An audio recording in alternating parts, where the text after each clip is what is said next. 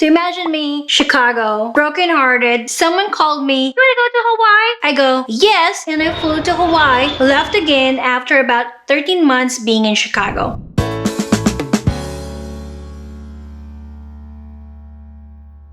This is my 8th video in this channel. And as a celebration, because you've been with me from the beginning, in this video, I will be a little vulnerable and it's a story time. So if you want to get your cup of tea, your matcha, your kombucha, go ahead because this will be a story time. Hi, this is Van Bracho, and in this channel, I help introverts, empaths, and highly sensitive people rediscover their best self so that they can create their best life. I love words, and I like to make sure that I'm using the words right and I know the real definition of it, because I know that words have power. So when you utter a word, when you say a word, when you use it all the time, it is very important for me to know what the real meaning of it. And like I said, today we're going to talk about self-love, and I want to define self-love for you. This is from Mr. Google, and it says, self-love is defined as love of self, regard for one's own happiness or advantage. This has both been conceptualized as a basic human necessity and a moral flaw, akin to vanity and selfishness, synonymous with conceit, conceitedness, and egotism. Self-love can be good or bad. And so I grew up in the Philippines, born and raised there, and I went to a Catholic school from nursery, elementary, high school, up until college. I went to Catholic schools, so everything that I know was all about Catholic tradition. And I was at the top of my class. I've been always chosen to represent my schools to this local and regional, international, whatever contest, not international, but regional contests, that we have this like academic battle where we talk about, or they quiz us, they make sure that we know all the traditions, 10 commandments, all the saints, all the history of Catholic. And most of the time, I was chosen as the representative for my class, and I, most of the time, won. So you can only imagine that my foundation is all Catholic. And as far as I know, as far as I was taught, in Catholic school, in Catholic tradition, sacrifice is very important. It is the highest form of love. Jesus died for us. He sacrificed. He did the ultimate sacrifice of dying for us. So what I gathered from all my education from elementary to college is self-love is selfish. You loving yourself above others is selfish. It was not, at least in my experience, it was not encouraged to love yourself. If you're from the Philippines or from any Catholic country, you probably heard of this thing that was written in the Bible, where if someone slaps you on the left cheek, you give your right cheek to this person, and it's like a form of humility. It's a form of humility, and it is your key to heaven. I know the religious sector, the Catholic, we call this in the Philippines, Sarado Candado Católico, will go, shame, shame, shame, shame, shame on me by saying this, that self-love is not selfish. Again, self-love is not selfish. And maybe, I don't know, maybe that's not what they were teaching me, but with my education from nursery to college, that's what I gathered. Self-love is selfish, and you're supposed to sacrifice yourself so you have your express VIP section to go to heaven. People might be condemning me because of this. I am not here to talk about religion. I'm here to talk about self-love. And I want to start by saying self-love is not selfish, okay? If you've flown before, if you've been in an airplane, you probably heard of the safety brief where they tell you when the oxygen mask comes down,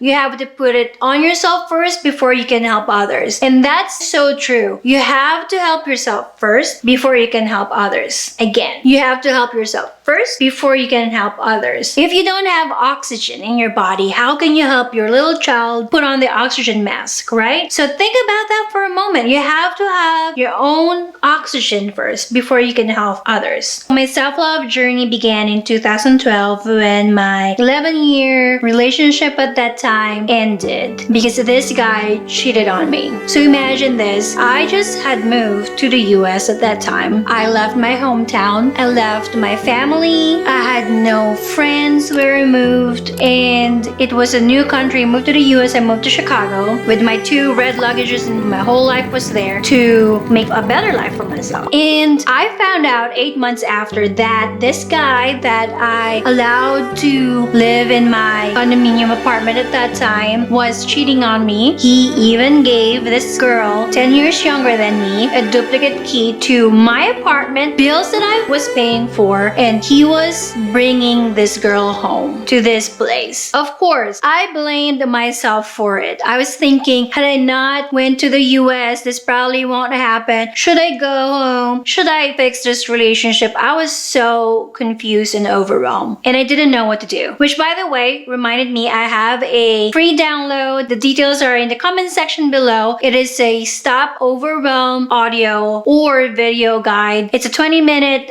video and audio that you can download, you can listen to anytime, anywhere, to help you manage or stop your overwhelm if you're going through something like I went through. So back to the story. This guy cheated on me, and that relationship ended, and I was so devastated. I didn't know myself without this guy. This time around, my old boss reached out to me and wanted to hire me go to Hawaii, to Oahu, Honolulu, Hawaii. So imagine me, Chicago, brokenhearted. Someone called me, "You wanna go to Hawaii?" I go, "Yes," and I flew to Hawaii, left again after about 13 months being in Chicago. I was confused, so to speak, but I was thankful that Hawaii is the nature is just right there. You don't have to drive a long way to find the beach. You don't have to fly to be with nature. It's there. So the number one thing was that I immersed myself with nature every day because it was very accessible to me. I was going on for walks to the beach. I was going to coffee shops, buying myself coffee, drinking coffee while watching the sunset, sometimes watching the sunrise during the weekend. I started going on dates with myself, and I basically just accepted what the universe gave me. I felt like at that time the universe was pushing me, God, universe, whatever you want to call it, pushing me to look at myself and heal myself from all the experiences I've been through. I grew up in a family who my dad worked abroad, and basically my mom raised us. There's 4 of us, and we were not a broken family, but basically my dad was away working for us, and it was hard for all of us. And I didn't heal from that. This thing happened about my relationship, and then I was moved to Hawaii. And I couldn't ignore the fact that universe is telling me, go heal yourself. So I immersed myself with the nature, and I started, like what I said, started going for walks. And then I told myself, if I want to be in a relationship again, I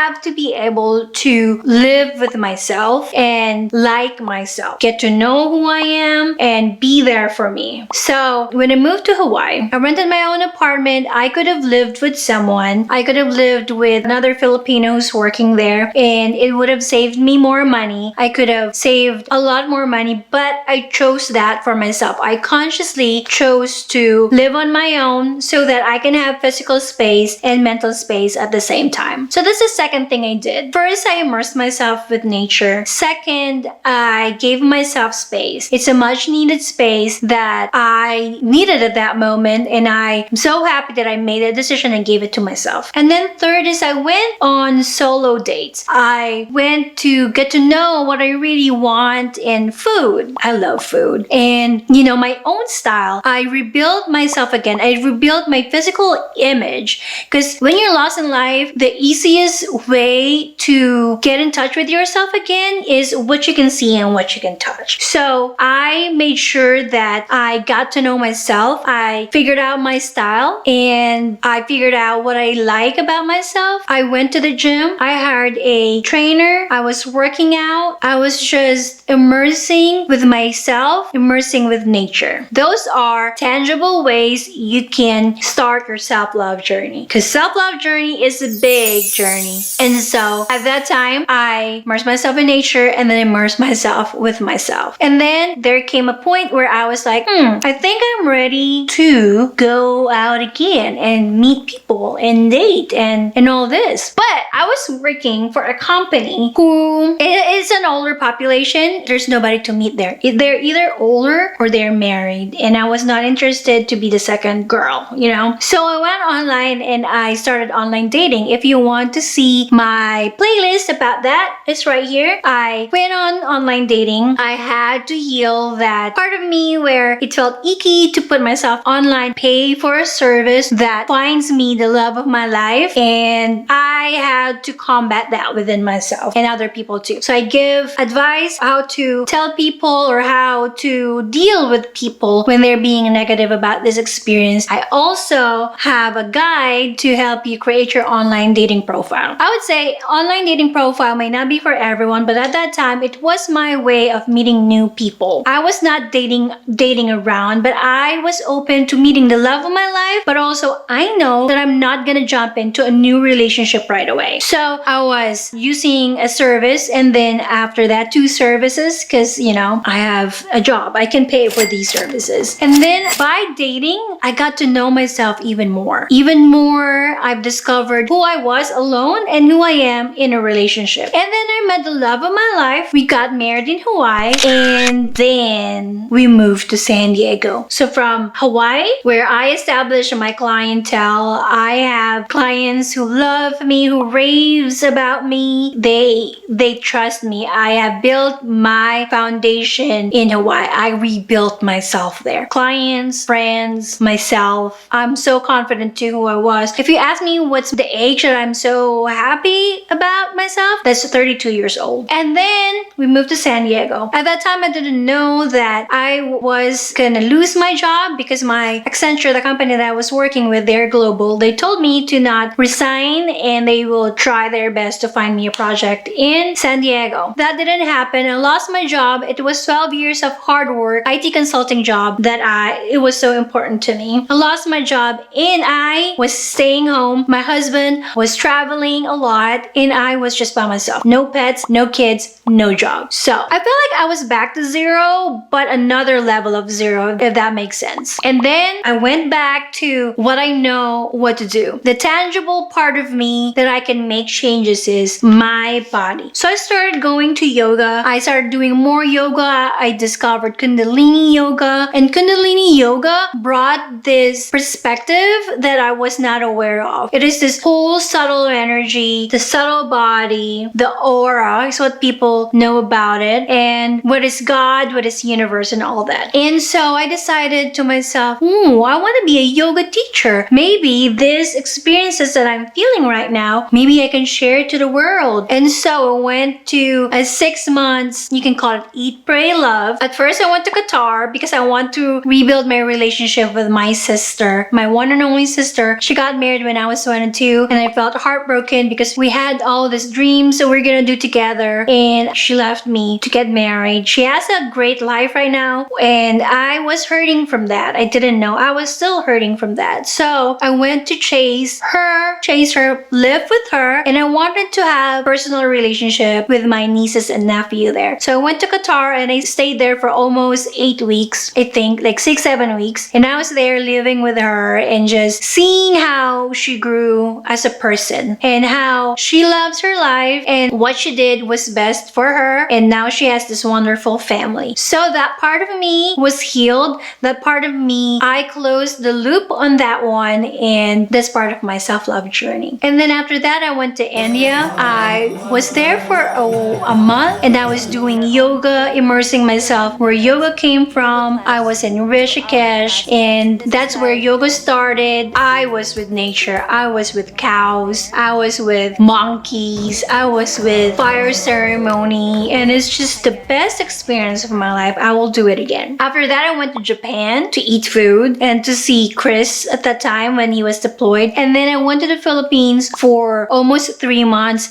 to be with my family and continue to peel the onion, to peel the parts of me that needs healing. Have you heard of the word Ikigai? Ikigai is a Japanese way of finding your purpose and and the literal translation is your meaning of life or something like that. I will put it on the screen right here what Ikigai is. And I love that. I just love finding your purpose in life. And you know where Ikigai started? Ikigai started in Okinawa. And right now, I'm here in Okinawa. So there's a common theme here. God, universe, whoever you believe in will find a way to put you in a place where you can get what you need in your current growth. As long as you are willing to start your self-love journey, your quest to get to know who you are. I don't care what your religion is. Catholic, Protestant, Hinduism, no religion. All of the religion, all of what's teaching is love. So yes, there is a sense in getting love within the community. I'm a big fan of that. But you have to give yourself love. You have to generate this love within you. And you do that by being accepting, by being willing to go through life and whatever it throws at you. Of course, along the way, you're going to develop these tools that you need. Like I love to journal. So if you want, there's self-love journal prompts that I did in my last video and you can watch it here. And you can also find a practice. Like I practice yoga. I like going to